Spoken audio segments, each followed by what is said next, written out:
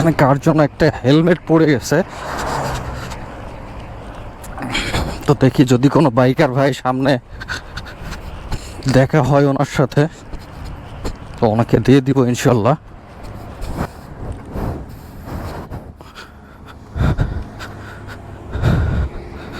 হেলমেটটা পড়ে গেছে, উনি হয়তো টের পায় নাই।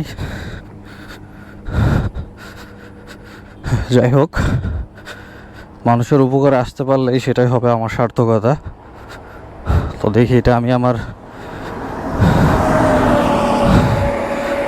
বাইকের সাইডে ঝুলিয়ে নিয়ে যাই,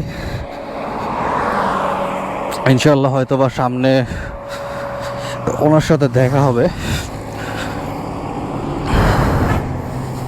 তো ওনাকে এটা দিয়ে দিব আমি, সেইখানে রাখি আপাতত।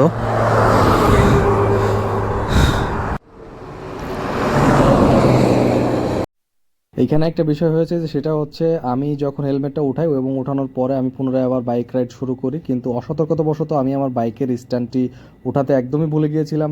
তৎক্ষণাৎ আমার পিছন থেকে একটা প্রাইভেট কার আমাকে অনবরত হর্ন দিতে থাকে এবং আমার দৃষ্টি আকর্ষণ করার চেষ্টা করে। তো আমি সাইডে তাকালাম এবং দেখলাম যে একটা ভাই চিৎকার করে বলছে যে আপনার স্ট্যান্ড উঠান, স্ট্যান্ড উঠান। তো আমি আমার স্ট্যান্ডটা উঠাই এবং ওনাকে আমি ধন্যবাদ জানাই।